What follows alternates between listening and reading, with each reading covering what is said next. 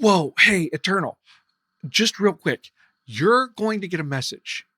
It's a very important message that has to get across the multiverse. Don't worry about how you get it. You'll know when it happens. I hear that you have contact with the elves. I don't know what elves those are. Probably not the same elves I know. But getting this to the Fae could be helpful, and I can't be the guy to do it for reasons. Anyway, I really need to get going, but the other guy could be here any minute. So I gotta go. Just when you get the message, you know what to do. Right. Listen, George, how should I put this? I'm not sure it's a good idea to contact the elves. See, most people who bother the Chimney Man aren't usually heard from again. But alright, I'll see what I can do. Just, if you happen to receive an unwanted gift one day, just don't say I didn't warn you, okay? Alright, hello everyone and welcome to the 2026 YouTube Conlang Relay Hard Mode Edition. If you don't know what a relay is, I will be receiving a text that I translate into my Conlang, then I'll pass that on to someone else who will be translating it into their Conlang, and so on until we get something out of it at the end, which usually does not resemble the original text, like, at all, but also that's part of the fun. Now what does hard mode mean? Well, essentially everyone in this ring will be using a cursed language, or just conlangs that are hard to translate in one way or another. For this ring, I was the ringmaster, so what I received was the original text in English, which I then translated into Elvish because I didn't want to use Ultra French a third time. If you don't know what Elvish is, it's the language of the elves. And when I say elves, think Santa, not Tolkien. For more information, check out the Elvish video, link in the description. So without further ado, the text I got from George is: destroy the orb, do not attempt to use it, shatter it into 1,000 pieces before the enemies from the shadow can reach it. Shatter it, anything else leads to ruin. Okay, where to begin? First, I got this text on the 25th of May, which means the Chimney Man is in non-REM phase 1 sleep. If you don't know what that means, watch the Elvish video. The syntactic present tense of this text is therefore the non-REM phase 1 tense. The orb mentioned in the text seems to be an important item. In Elvish society, important items would never be handed over to low-class elves. The recipient of the message must therefore be a high-class elf. From the tone of the message, an elf would infer that the sender must be an even higher-class elf, since the message has the form of a command. Nothing that does not pertain to the Chimney Man or the mining of coal would ever be considered important enough to involve the Grand Carbonator, so the sender can only be a Master Carbonator and the recipient is clearly a collier. So let's begin. First up, destroy the orb. Destroy in Elvish is literally to hack apart with a pickaxe. As we've established, the sentence needs to be in non-REM phase 1, so we add the corresponding tense marker. For evidentiality, we picked the default one, which is observable. Elvish has no word for orb. The closest equivalent is concretion, which is a word that refers to a naturally occurring rock formation that is roughly spherical in shape. Elvish uses this to refer to any sort of sphere-like object, so we'll use it for orb. Of course, the orb is a proper noun here and associated with a high-class elf, so we capitalize it. Putting this together, we get this. Of course, we need to mark the concretion as an object, yielding that. Next up, in destroy the orb, the subject is the addressee, so you. Elvish has no personal pronouns, so the closest equivalent is a phrase that means something like that elf. As we've established, the speaker and addressee are both high-class elves, so we use the abridged high-class pronoun, which consists of a demonstrative followed by the word for cloak, because high-class elves wear cloaks. So literally we have that cloak. The correct form of the demonstrative depends on the tense and whether the clause is the dependent clause. For the second person pronoun, we need the medial demonstrative relative to an independent non-REM phase 1 tense, which is the tense after it, so we use the non-REM phase 2 demonstrative, leaving us with this.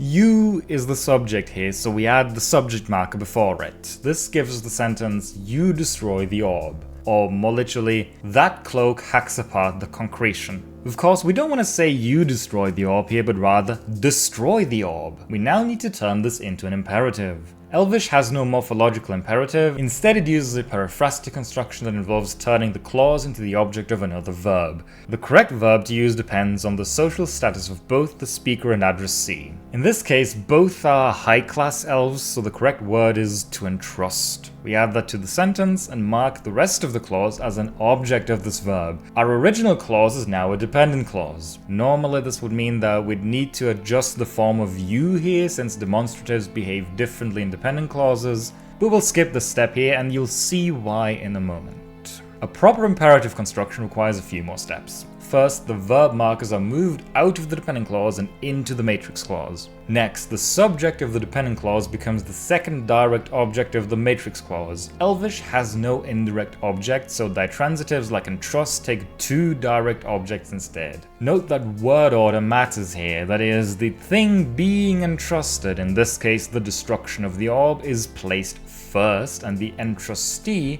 in this case you, second. Now that that's done, the phrase that means you is no longer in the dependent clause, so we don't need to adjust the pronoun anymore, which is why we skipped that step earlier, otherwise we'd have to undo that now. Alright, as the last step in forming an imperative, the dependent clause assumes future tense. Now the astute amongst you, assuming you've seen and were paying attention during the ELVISH showcase, may have noticed that the movement we did just now has created a problem. The word for concretion has work order 11, and the word cloak has work order 4. This means we now have a word with work order 4 following a word with work order 11. This is ungrammatical, so we need to fix it. Now when something like this happens, you normally have two options. First, we could swap the two. Unfortunately, that would change the meaning of the sentence here since the order of the complements of to and trust matters. So while grammatical, we're now entrusting the orb to destroy you. The second option is to apply extraposition. This entails replacing the lower ranked noun with a so-called standalone adjective phrase, with the noun itself moved to the end of the sentence. Such a phrase consists of an adjective preceded by a so-called invoice particle. The correct particle depends on the intrinsic tense of the noun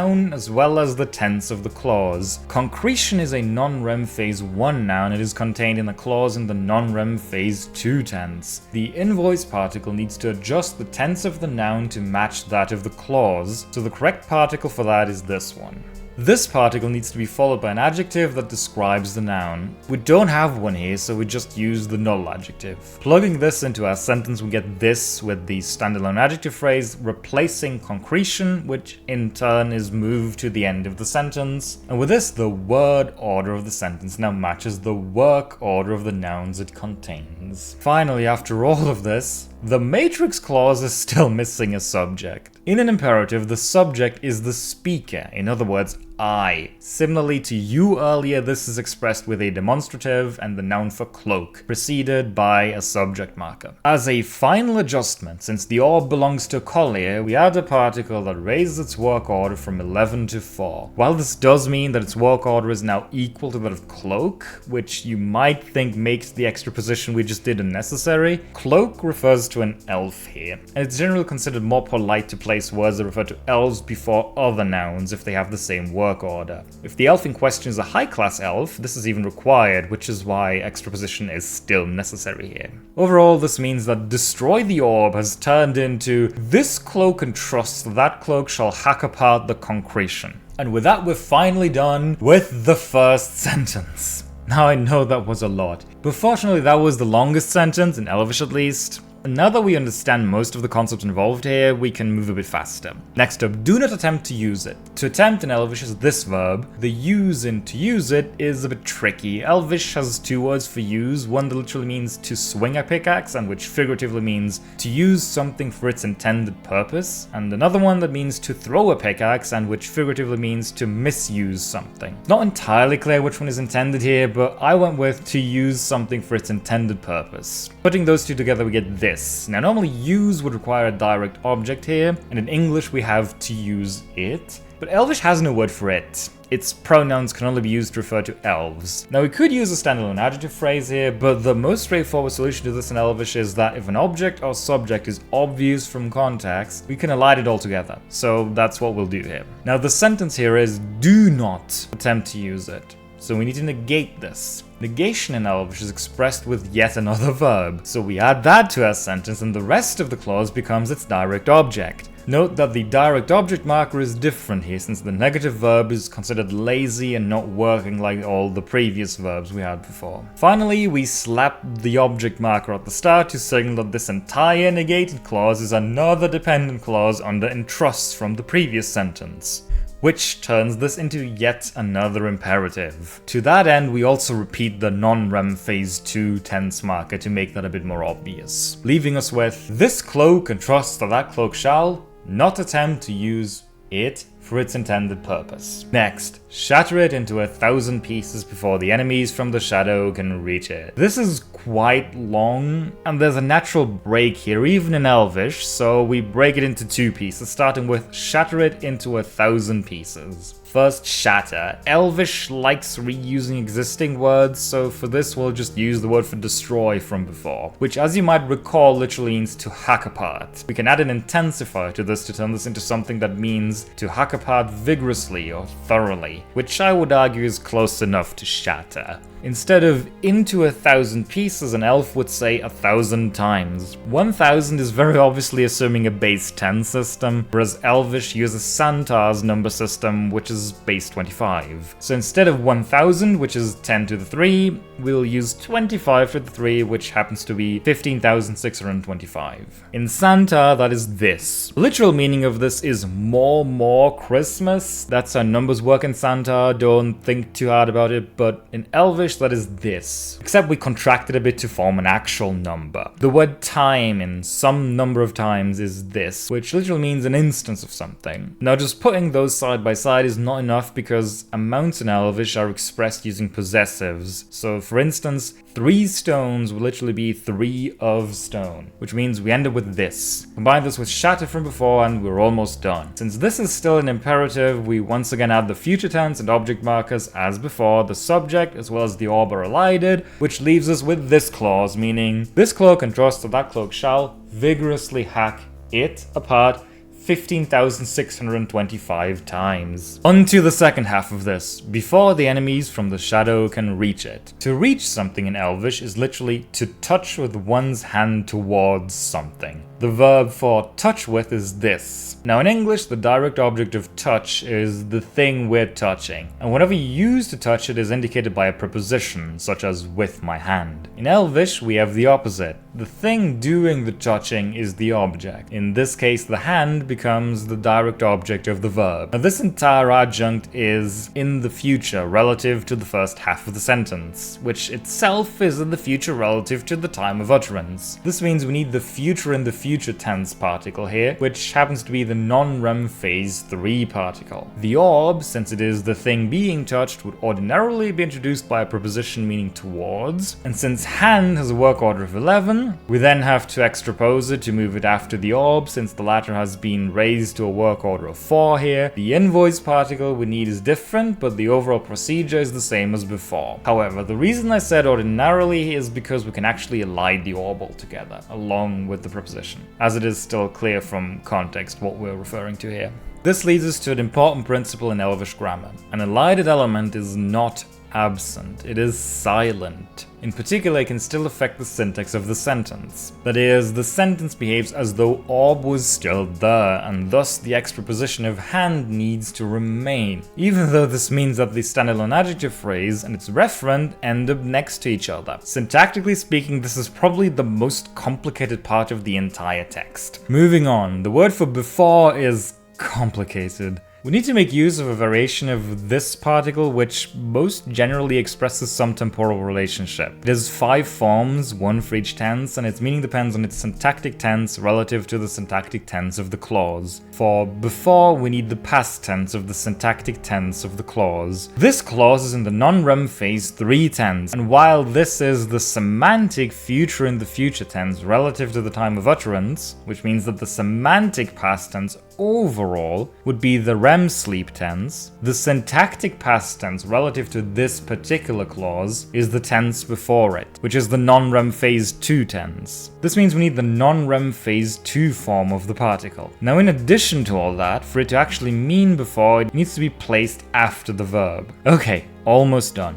The enemies from the shadow is literally enemy of shadow. Elvish doesn't do plural marking, which we add at the end since both enemy and shadow have a work order of 11. Finally, we add the subject marker before this phrase, leaving us with before the enemies from the shadow will reach it, which is pretty close to the original meaning. Next, shatter it, shatter it. For this, an elf would omit the object and just say shatter, shatter. Except that the first instance would usually be preceded by an exclamation marker, which helps convey a sense of urgency here. Alright, last sentence. Anything else leads to ruin. Anything else in Elvish is all other things. All in Elvish behaves like a number, so more literally it's actually all of other thing. As for ruin, we translate that as collapse. To lead to in Elvish is to go for followed by a participle. Participles are formed using a preposition that means in, as well as the tense marker corresponding to the tense we want the participle to have. Here, the collapsing is a potential future event, which means we need the future tense, but this is no longer inside the imperative, so we want the future relative to the time of utterance, which is the non-rem phase 2 tense. Now let's put everything together. Of course, we still need to mark that all other things is the subject, as well as add the present tense marker. Finally, the elf making this statement is obviously very sure that this is going to happen, which means the evidentiality of the sentence should be veridical, which is used for statements of fact. This leaves us with all other things will most surely lead to collapsing.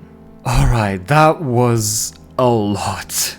Honestly, I think it's harder to translate to Elvish rather than from, because you need to keep track of the tense of everything and the work order and so on, whereas translating this back to English probably isn't that hard. Mainly because Elvish is very analytic, so you can pretty much just look up any word in the dictionary and you'll know exactly what it means, barring words with multiple senses, but those you can usually untangle from context. So I don't think I'm gonna be doing Elvish again next year. It's not as bad as Discombobulate, to be clear. Discombobulate is much, much worse. And it's also not reversible, otherwise I might have gone with that. Next up in the relay is Kat Misberg, 2-time CCC winner, and he's even gonna use one of his past submissions for the relay. So, I hope you enjoyed my exploration of Elvish grammar using this text today. Check out the Elvish showcase if you haven't already, if you want to find out how this language actually sounds, because I am so not reading this, good god. It's way too terrible. My phonologies exist to torture Agma, not myself, not to mention that most of the veritable abomination and complete and utter affront to phonetics that is the Elvish phonology was actually Agma's idea, not mine. Anyway, enough rambling, that's it from me. Go watch the other relays, there's 2 more rings this time, this is only one of them. The other 2 might have already come out or will come out at some point, I don't remember the schedule. Anyway, goodbye.